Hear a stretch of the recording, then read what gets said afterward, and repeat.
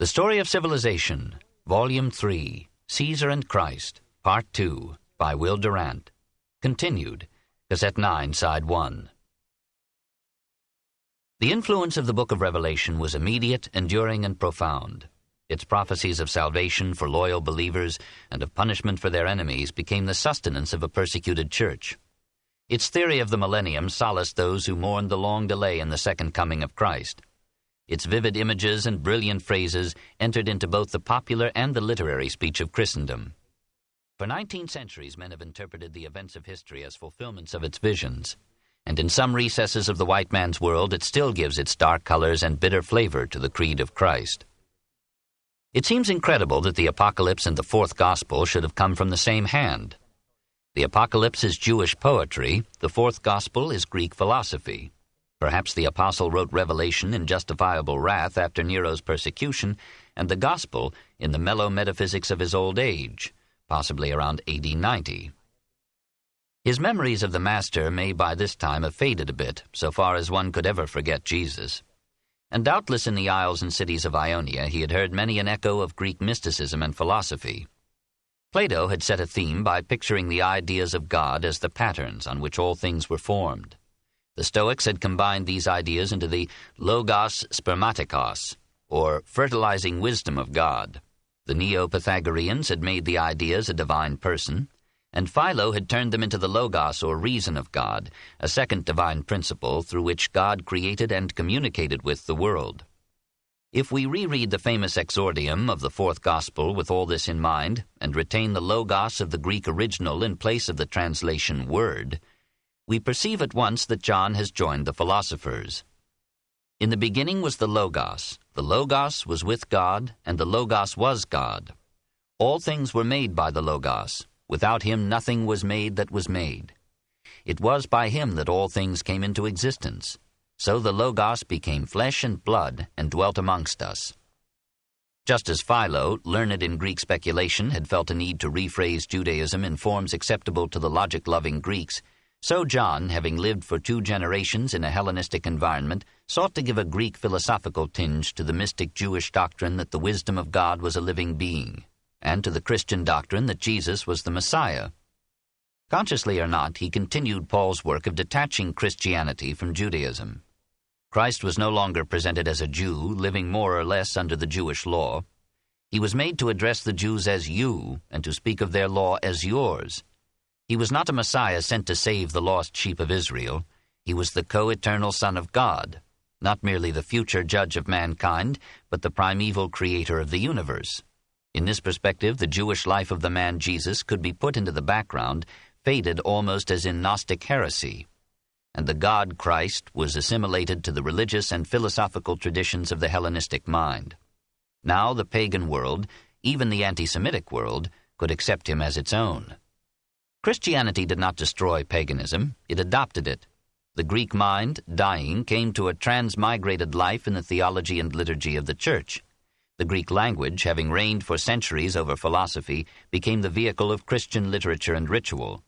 The Greek mysteries passed down into the impressive mystery of the Mass. Other pagan cultures contributed to the syncretist result.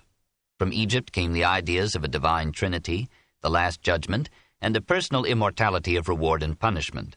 From Egypt, the adoration of the mother and child, and the mystic theosophy that made Neoplatonism and Gnosticism and obscured the Christian creed. There, too, Christian monasticism would find its exemplars and its source. From Phrygia came the worship of the Great Mother. From Syria, the resurrection drama of Adonis. From Thrace, perhaps, the cult of Dionysus, the dying and saving god. From Persia came millenarianism, the ages of the world, the final conflagration, the dualism of Satan and God, of darkness and light. Already in the fourth Gospel, Christ is the light shining in the darkness, and the darkness has never put it out. The Mithraic ritual so closely resembled the Eucharistic sacrifice of the Mass that Christian fathers charged the devil with inventing these similarities to mislead frail minds. Christianity was the last great creation of the ancient pagan world. Chapter 28. The Growth of the Church, AD 96 to 305. 1. The Christians. They met in private rooms or small chapels and organized themselves on the model of the synagogue, Each congregation was called an ecclesia, the Greek term for the popular assembly and municipal governments. Slaves were welcomed, as in the Isaiac and Mithraic cults. No attempt was made to liberate them, but they were comforted by the promise of a kingdom in which all could be free. The early converts were predominantly proletarian, with a sprinkling of the lower middle classes and an occasional conquest among the rich. Nevertheless, they were far from being the dregs of the people, as Celsus would claim. They lived for the most part orderly and industrious lives, financed missions, and raised funds for impoverished Christian communities. Little effort was made as yet to win over the rural population. These came in last, and it was in this strange way that their name Pagani, villagers or peasants, came to be applied to the pre-Christian inhabitants of the Mediterranean states. Women were admitted to the congregations and rose to some prominence in minor roles, but the church required them to shame the heathen by lives of modest submission and retirement. They were bidden to come to worship veiled, for their hair was considered especially seductive, and even angels might be distracted by it during the service. St. Jerome thought it should be entirely cut off. Christian women were also to avoid cosmetics and jewelry, and particularly false hair, for the blessing of the priest falling upon dead hair from another head would hardly know which head to bless. Paul had instructed his communities sternly, "Women should keep quiet in church. They must take a subordinate place. If they want to find out anything, they should ask their husbands at home, for it is disgraceful for a woman to speak in church. A man ought not to wear anything on his head in church, for he is the image of God and reflects God's glory, while woman is a reflection of man's glory. For man was not made from woman, but woman from man, and man was not created for woman, but woman for man. That is why she ought to wear upon her head something to symbolize her subjection." This was the Judaic and Greek view of woman, not the Roman. Perhaps it represented a reaction against the license into which some women had debased their growing liberty. We may believe, from these very fulminations, that despite the lack of jewels and scents, and with the help of veils, Christian women succeeded in being attractive and exercised their ancient powers in their subtle ways. For unmarried or widowed women, the church found many useful tasks. They were organized as sisters, performed works of administration or charity, and created in time the divers orders of those nuns whose cheerful kindliness is the noblest embodiment of Christianity. Lucian, about 160, described those imbeciles, the Christians, as disdaining things terrestrial and holding these as belonging to all in common.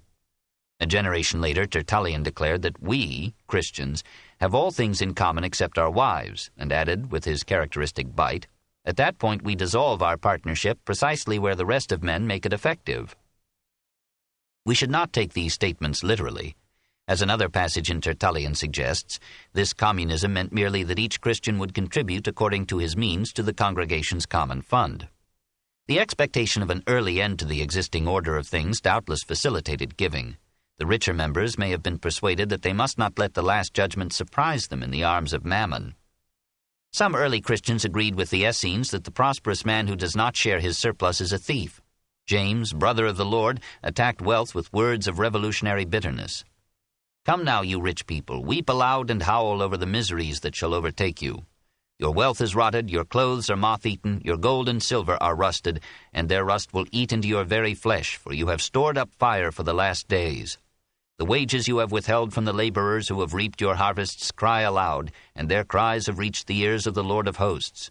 Has not God chosen the world's poor to possess the kingdom? In that kingdom, he adds, the rich will wither like flowers under a scorching sun." An element of communism entered into the custom of the common meal. As the Greek and Roman associations had met on occasion to dine together, so the early Christians gathered frequently in the agape, or love feast, usually on a Sabbath evening. The dinner began and ended with prayer and scriptural readings, and the bread and wine were blessed by the priest. The faithful appear to have believed that the bread and wine were or represented the body and blood of Christ. The worshippers of Dionysus, Attis, and Mithras had entertained like beliefs at the banquets where they ate the magic embodiments or symbols of their gods. The final ritual of the agape was the kiss of love. In some congregations, this was given only by men to men and by women to women. In others, this hard restriction was not enforced. Many participants discovered an untheological delight in the pleasant ceremony, and Tertullian and others denounced it as having led to sexual indulgences. The church recommended that the lips should not be opened in kissing, and that the kiss should not be repeated if it gave pleasure. In the 3rd century, the agape gradually disappeared. Despite such episodes and the diatribes of preachers calling their congregations to perfection, we may accept the old belief that the morals of the early Christians were a reproving example to the pagan world. After the weakening of the ancient faiths had removed their frail support from the moral life, and the attempt at stoicism and an almost natural ethic had failed with all but the best of men, a new supernatural ethic accomplished, at whatever cost to the free and dissolvent intellect, the task of regulating the jungle instincts of man into a viable morality. The hope of the coming kingdom carried with it belief in a judge who saw every act, knew man's every thought, and could not be eluded or deceived. To this divine surveillance was added mutual scrutiny. In these little groups, sin could with difficulty find a hiding place, and the community publicly reprimanded those members who had violated the new moral code with insufficient secrecy. Abortion and infanticide, which were decimating pagan society, were forbidden to Christians as the equivalents of murder. In many instances, Christians rescued exposed infants, baptized them, and brought them up with the aid of the community fund. The church forbade, with less success, the attendance of Christians at the theater or the public games, and their participation in the festivities of pagan holidays. In general, Christianity continued and exaggerated the moral sternness of the embattled Jews. Celibacy and virginity were recommended as ideal, marriage was tolerated only as a check on promiscuity and as a ridiculous means of continuing the race, but husband and wife were encouraged to refrain from sexual relations. Divorce was allowed only when a pagan wished to annul a marriage with a convert. The remarriage of widows or widowers was discountenanced, and homosexual practices were condemned with an earnestness rare in antiquity. "So far as sex is concerned," said Tertullian, "the Christian is content with the woman." Much of this difficult code was predicated on the early return of Christ. As that hope faded, the voice of the flesh rose again, and Christian morals were relaxed. An anonymous pamphlet, The Shepherd of Hermas, circa 110, inveighed against the reappearance among Christians of avarice, dishonesty, rouge, dyed hair, painted eyelids, drunkenness, and adultery. Nevertheless, the general picture of Christian morals in this period is one of piety, mutual loyalty, marital fidelity, and a quiet happiness in the possession of a confident faith. The younger Pliny was compelled to report to Trajan that the Christians led peaceful and exemplary lives. Galen described them as so far advanced in self-discipline and intense desire to attain moral excellence that they are in no way inferior to true philosophers. The sense of sin took on a new intensity with the belief that all mankind had been tainted by Adam's fall, and that soon the world would end in a judgment of eternal punishment or reward. Many Christians were absorbed in the effort to come clean to that dread assize. They saw a lure of Satan in every pleasure of the senses, denounced the world and the flesh, and sought to subdue desire with fasts and varied chastisements. They looked with suspicion upon music, white bread, foreign wines, warm baths, or shaving the beard, which seemed to flout the evident will of God. Even for the ordinary Christian, life took on a more somber tint than paganism had ever given it, except in the occasional apotropaic appeasement of subterranean deities. The serious temper of the Jewish Sabbath was transferred to the Christian Sunday that replaced it in the 2nd century. On that Dies Domini, or Lord's Day, the Christians assembled for their weekly ritual. Their clergy read from the Scriptures, led them in prayer, and preached sermons of doctrinal instruction, moral exhortation, and sectarian controversy. In the early days, members of the congregation, especially women, were allowed to prophesy, that is, to speak forth in trance or ecstasy, words to which meaning could be given only by pious interpretation. When these performances conduced to ritual fever and theological chaos, the Church discouraged and finally suppressed them. At every step, the clergy found itself obliged not to generate superstition, but to control it. By the close of the 2nd century, these weekly ceremonies had taken the form of the Christian Mass. Based partly on the Judaic temple service, partly on Greek mystery rituals of purification, vicarious sacrifice, and participation through communion in the death-overcoming powers of the deity, the Mass grew slowly into a rich congeries of prayers, psalms, readings, sermon, antiphonal recitations, and above all that symbolic atoning sacrifice of the Lamb of God, which replaced in Christianity the bloody offerings of older faiths. The bread and wine, which these cults had considered as gifts placed upon the altar before the god, were now conceived as changed by the priestly act of consecration into the body and blood of Christ, and were presented to God as a repetition of the self-immolation of Jesus on the cross. Then, in an intense and moving ceremony, the worshippers partook of the very life and substance of their Savior. It was a conception long sanctified by time. The pagan mind needed no schooling to receive it. By embodying it in the mystery of the Mass, Christianity became the last and greatest of the mystery religions. It was a custom lowly in origin and beautiful in development.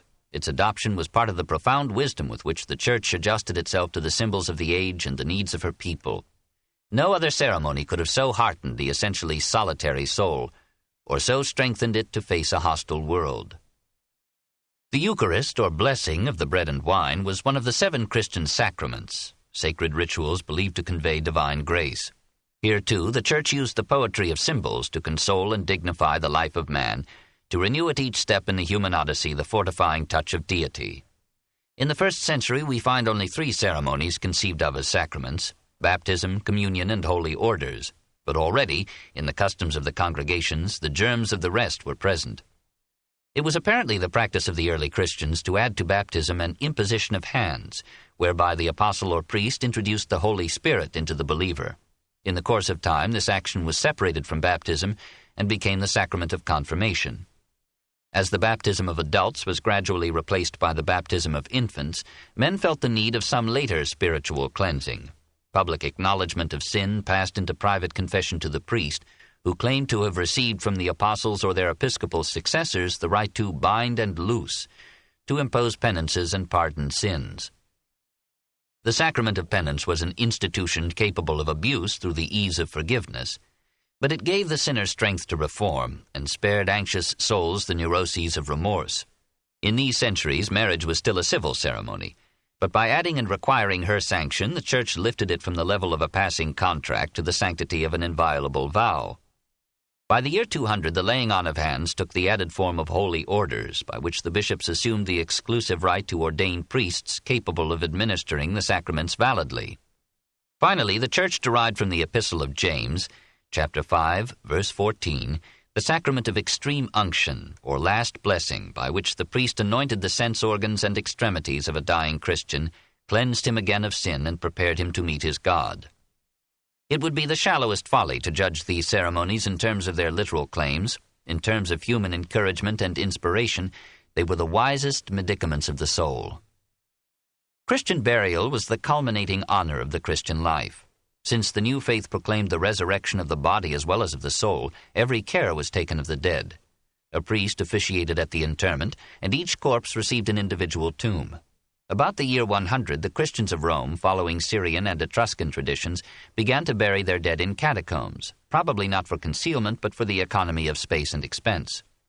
Workmen dug long subterranean passages at various levels, and the dead were laid in superimposed crypts along the sides of these galleries. Pagans and Jews practiced the same method, perhaps as a convenience for burial societies. Some of the passages seem purposely devious and suggest their use as hiding places in persecutions. After the triumph of Christianity, the custom of catacomb burial died out. The crypts became objects of veneration and pilgrimage. By the 9th century, they had been blocked up and forgotten, and only accident discovered them in 1578. What remains of early Christian art is for the most part preserved in the frescoes and reliefs of the catacombs. Here, about 180, appear the symbols that were to be so prominent in Christianity. The dove, representing the soul freed from the prison of this life, the phoenix, rising out of the ashes of death, the palm branch announcing victory, the olive branch offering peace, and the fish, chosen because the Greek word for it, ichthus, I-C-H-T-H-U-S, formed the initials of the phrase Jesus Christos Theou Huios Soter, Jesus Christ, Son of God, Savior. There also is the famous theme of the Good Shepherd, frankly modeled on a Tanagra statue of Mercury carrying a goat. Occasionally these designs catch a certain Pompeian grace, as in the flowers, vines, and birds that decorated the ceiling of St. Domitilla's tomb. Usually they are the undistinguished work of minor craftsmen, corrupting with oriental obscurity the clearness of classic line. Christianity was in these centuries so absorbed in the other world that it had little interest in adorning this one. It continued the Judaic aversion to statuary, confused imagery with idolatry, and condemned sculpture and painting as too often glorying in the nude. Consequently, as Christianity grew, plastic art declined. Mosaic was more popular. The walls and floors of basilicas and baptistries were inlaid with tessellated foliage and flowers, the paschal lamb, and pictures from the Testaments. Similar scenes were carved in rough relief on sarcophagi. Meanwhile,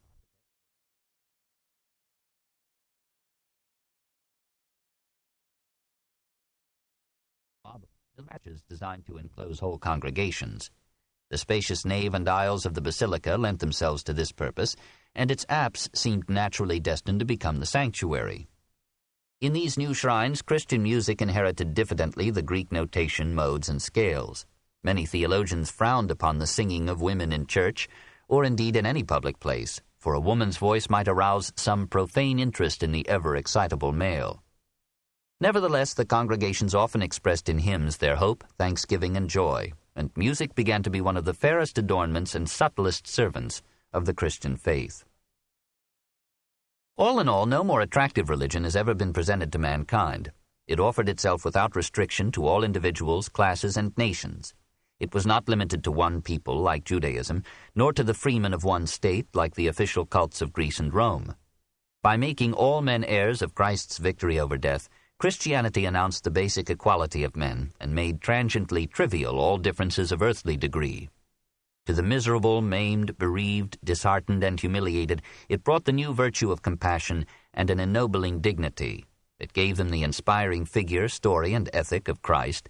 It brightened their lives with the hope of the coming kingdom and of endless happiness beyond the grave. To even the greatest sinners it promised forgiveness and their full acceptance into the community of the saved.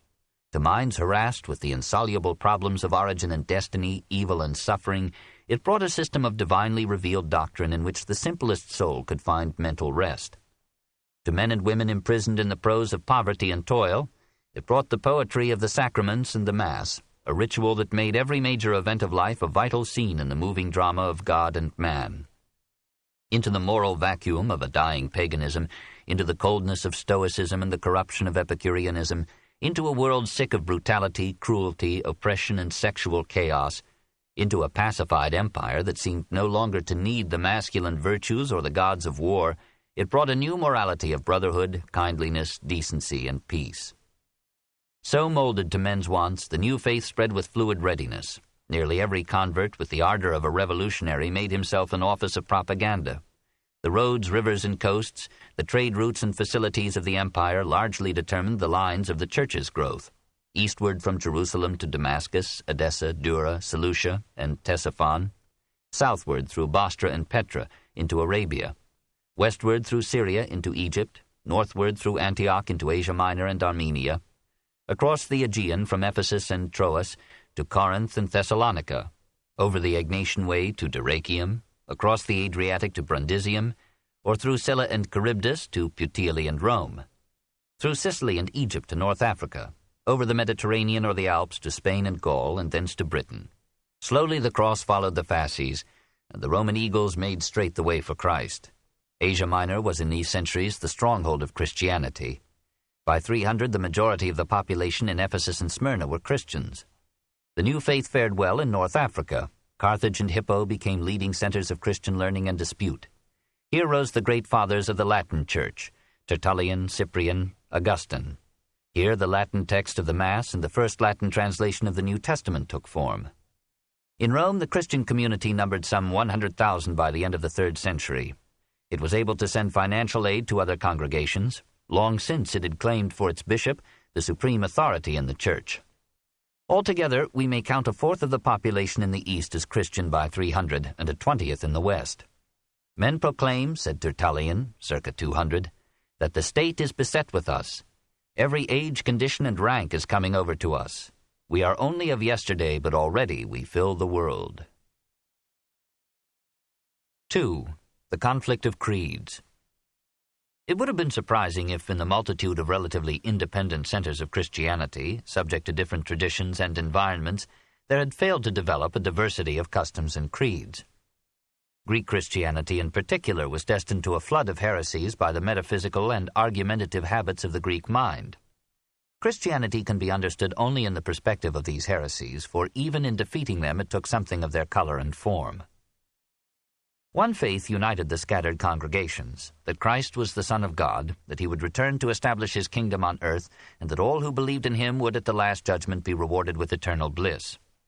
But Christians differed as to the date of the second advent. When Nero died and Titus demolished the temple, and again when Hadrian destroyed Jerusalem, many Christians hailed these calamities as signs of the Second Coming. When chaos threatened the empire at the close of the 2nd century, Tertullian and others thought that the end of the world was at hand. A Syrian bishop led his flock into the desert to meet Christ halfway, and a bishop in Pontus disorganized the life of his community by announcing that Christ would return within a year. As all signs failed and Christ did not come, wiser Christians sought to soften the disappointment by reinterpreting the date of his return. He would come in 1,000 years, said an epistle ascribed to Barnabas. He would come, said the most cautious, when the generation or race of the Jews was quite extinct, or when the gospel had been preached to all Gentiles. Or, said the Gospel of John, he would send in his stead the Holy Spirit or Paraclete. Finally, the kingdom was transferred from earth to heaven, from the years of our life to a paradise beyond the grave. Even the belief in the millennium, in the return of Jesus after 1,000 years, was discouraged by the Church and was ultimately condemned. The faith in the Second Advent had established Christianity. The hope of heaven preserved it. Aside from these basic tenets, the followers of Christ in the first 3 centuries divided into 100 creeds. We should misjudge the function of history, which is to illuminate the present through the past, were we to detail the varieties of religious belief that sought and failed to capture the growing Church, and which the Church had to brand one after another as disintegrating heresies. Gnosticism, the quest of godlike knowledge, or gnosis, through mystic means, was not a heresy so much as a rival. It antedated Christianity, and had proclaimed theories of a soter, or savior, before Christ was born. That same Simon Magus of Samaria, whom Peter rebuked for simony, was probably the author of a great exposition which gathered together a maze of Oriental notions about the complicated steps that could lead the human mind to a divine comprehension of all things. In Alexandria, the Orphic, Neo-Pythagorean, and Neo-Platonist traditions, fusing with the Logos philosophy of Philo, stirred Basilides in 117, Valentinus in 160, and others to form weird systems of divine emanations and personified eons of the world. In Edessa, Bardesanes in 200 created literary Syriac by describing these eons in prose and verse. In Gaul, the Gnostic Marcus offered to reveal to women the secrets of their guardian angels. His revelations were flattering, and he accepted their persons as his reward. The greatest of the early heretics was not a Gnostic, but was influenced by their mythology. About 140, Marcion, a rich youth of Sinope, came to Rome vowing to complete Paul's work of divorcing Christianity from Judaism. The Christ of the Gospels, said Marcion, had described as his father a God of tenderness, forgiveness, and love. But the Yahweh of the Old Testament was a harsh God of unrelenting justice, tyranny, and war.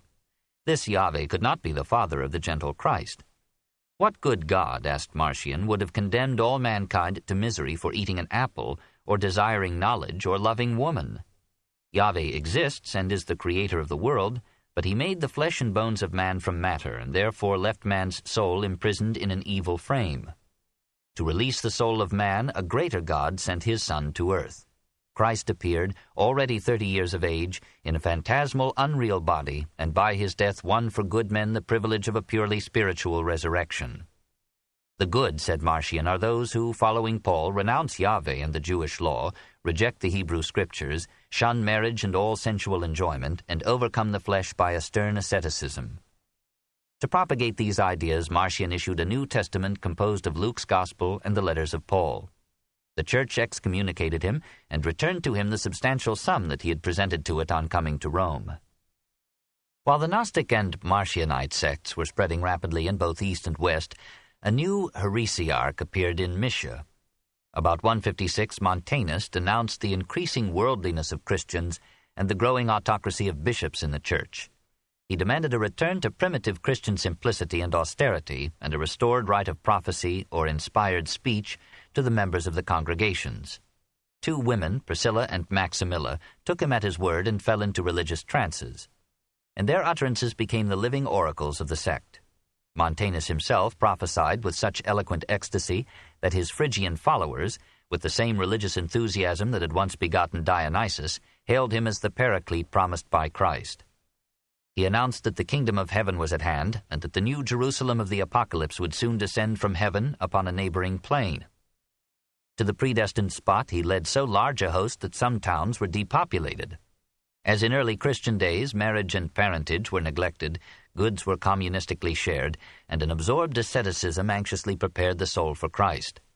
When, about 190, the Roman proconsul Antonius persecuted Christianity in Asia Minor, hundreds of Montanists, eager for paradise, crowded before his tribunal and asked for martyrdom. He could not accommodate them all. Some he executed, but most of them he dismissed with the words, "Miserable creatures, if you wish to die, are there not ropes and precipices?" The Church banned Montanism as a heresy, and in the 6th century Justinian ordered the extinction of the sect. Some Montanists gathered in their churches, set fire to them, and let themselves be burned alive.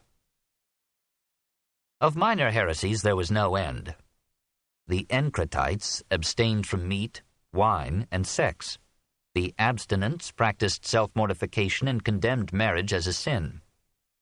The Docetists taught that Christ's body was a mere phantom, not human flesh. The Theodosians considered him only a man. The Adoptionists and the followers of Paul of Samosata thought that he had been born a man but had achieved divinity through moral perfection. The Modalists, Sabellians, and Monarchians recognized in the Father and the Son only one person, the Monophysites only one nature, the Monothelites only one will. The Church overcame them by its superior organization, its doctrinal tenacity, and its better understanding of the ways and needs of men. In the 3rd century, a new danger rose in the East. At the coronation of Shapur I in 242, a young Persian mystic, Mani of Ctesiphon, proclaimed himself a Messiah sent upon earth by the true God to reform the religious and moral life of mankind. Borrowing from Zoroastrianism, Mithraism, Judaism, and Gnosticism, Mani divided the world into rival realms of darkness and light. The earth belonged to the kingdom of darkness, and Satan had created man.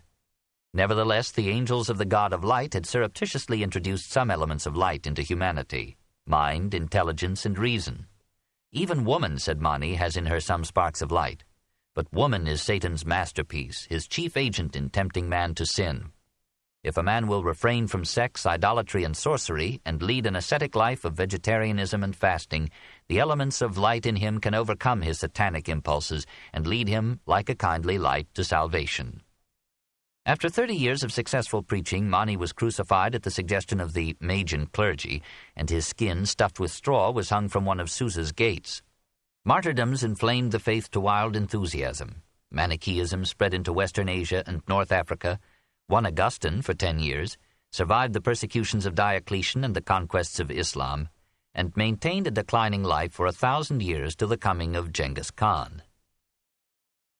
The old religions still claimed a majority of the empire's population.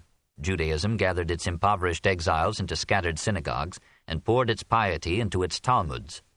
The Syrians continued to worship their Baals under Hellenistic names, and the Egyptian priests tended faithfully their zoological pantheon.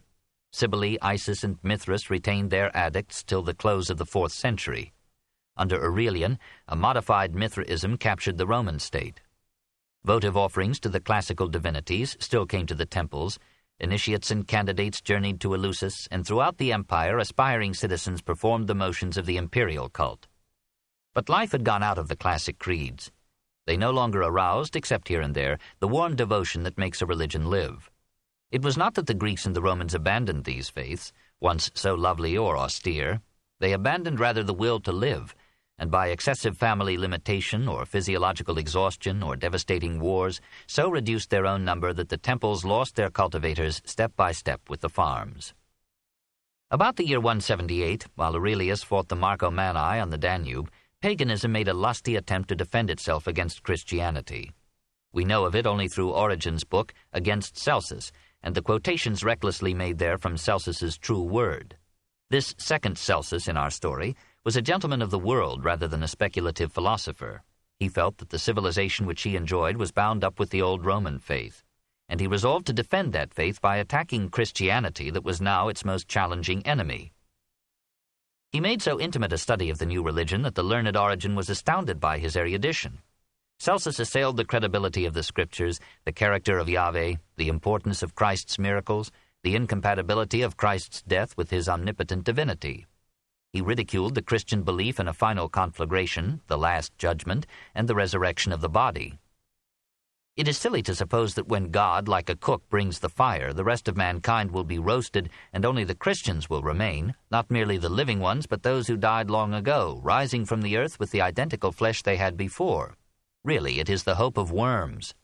It is only the simpletons, the ignoble, the senseless, slaves and women and children whom Christians can persuade, wool dressers and cobblers and fullers, the most uneducated and common men, whoever is a sinner or a God-forsaken fool.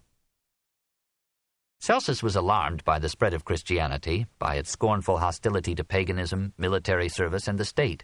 How was the empire to protect itself from the barbarians prowling on every frontier if its inhabitants succumbed to so pacifistic a philosophy? A good citizen, he thought, should conform to the religion of his country and his time without public criticism of its absurdities. These did not much matter. What counted was a unifying faith, supporting moral character and civic loyalty. Then, forgetting the insults he had heaped upon them, he appealed to the Christians to come back to the old gods, to worship the guardian genius of the emperor, and to join in the defense of the imperiled state. No one paid much attention to him. Pagan literature does not mention him. He would have been quite forgotten had not Origen undertaken to refute him. Constantine was wiser than Celsus and knew that a dead faith could not salvage Rome. 3. Plotinus. Moreover, Celsus was out of step with his time. He asked men to behave like gentlemen skeptics when they were withdrawing from a society that enslaved so many of them into a mystic world that made every man a god. That consciousness of supersensible powers which is the foundation of religion was prevailing universally over the materialism and determinism of a prouder age. Philosophy was abandoning the interpretation of that sense of experience which is the realm of science, and was devoting itself to a study of the unseen world.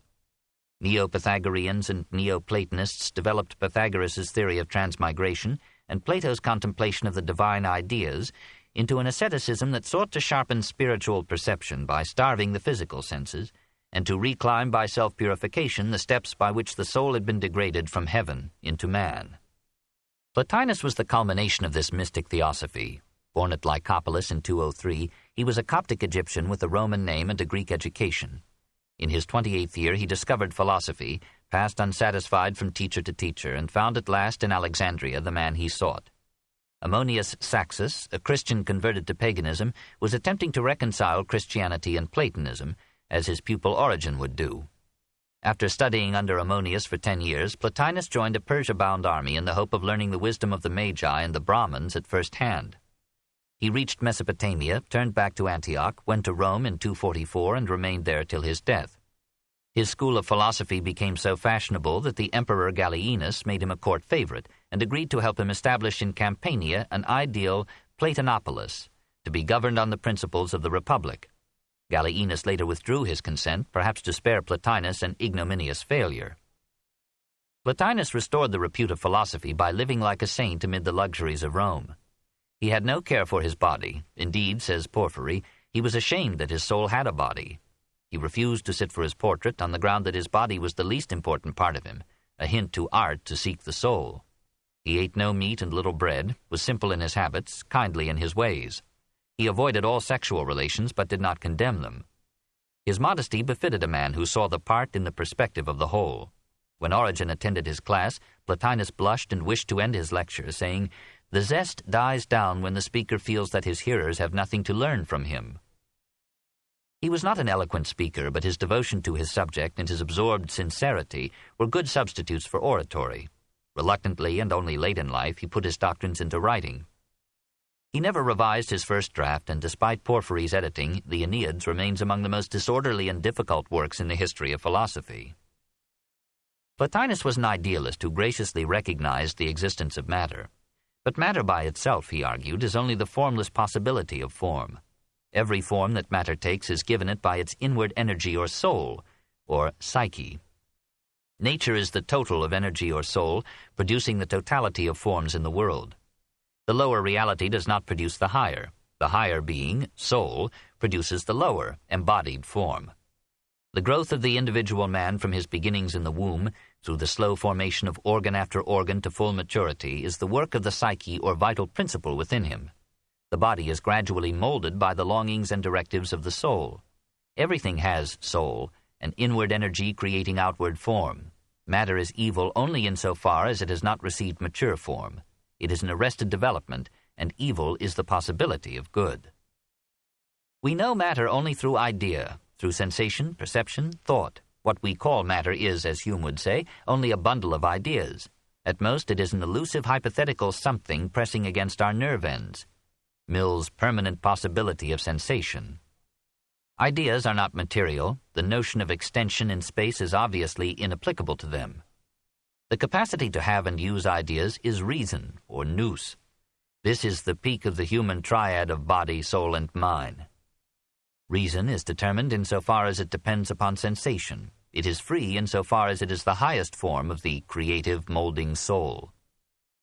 The body is both the organ and the prison of the soul. The soul knows that it is a higher kind of reality than the body. It feels its kinship with some vaster soul, some cosmic creative life and power. And in the perfection of thought, it aspires to join again that supreme spiritual reality from which it appears to have fallen in some primeval catastrophe and disgrace. Plotinus here surrenders discursively to the Gnosticism that he professes to reject, and describes the descent of the soul through various levels from heaven to corporeal man. Generally, he prefers the Hindu notion that the soul transmigrates from lower to higher, or from higher to lower forms of life, according to its virtues and vices in each incarnation. Sometimes he is playfully Pythagorean. Those who have loved music too much will become songbirds in their next avatar, and over-speculative philosophers will be transformed into eagles. The more developed the soul is, the more persistently it seeks its divine source, like a child strayed from its parent, or a wanderer longing for home. If it is capable of virtue or true love or devotion to the muses or patient philosophy, it will find the ladder down which it came and will climb it to its God. Let the soul then purify itself. Let it desire the unseen essence passionately. Let it lose the world in meditation. Suddenly, perhaps in some moment when all the noise of the senses is stilled and matter ceases to pound on the gates of mind, the soul will feel itself absorbed in the ocean of being, the spiritual and final reality. Sometimes, wrote Thoreau, idly drifting on Walden Pond, I ceased to live and began to be. When this takes place, says Plotinus, the soul will see divinity as far as it is lawful, and she will see herself illuminated, full of intellectual light. Or rather, she will perceive herself to be a pure light, unburdened, agile, and becoming God. But what is God? He, too, is a triad of unity, hen, reason, nous, and soul, or psyche. Beyond being there is the one. Through the seeming chaos of mundane multiplicity runs a unifying life. We know almost nothing of it except its existence. Any positive adjective or prejudiced pronoun applied to it would be an unwarrantable limitation. We may only call it one and first, and good as the object of our supreme desire. Emanating from this unity is the world reason, corresponding to Plato's ideas, the formative models and ruling laws of things. They are, so to speak, the thoughts of God, the reason in the one, the order and rationality of the world. Since these ideas persist while matter is a kaleidoscope of passing shapes, they are the only true or enduring reality. But unity and reason, though they hold the universe together, do not create it. This function is performed by the third aspect of the Godhead, the vitalizing principle that fills all things and gives them their power and predestined form. Everything, from atoms to planets, has an activating soul, which is itself a part of the world soul. Every Atman is Brahman. The individual soul is eternal only as vitality or energy, not as a distinct character. Immortality is not the survival of personality. It is the absorption of the soul in deathless things. Virtue is the movement of the soul toward God. This book is continued at this point on the other side of this cassette. Please reverse or turn the cassette over now.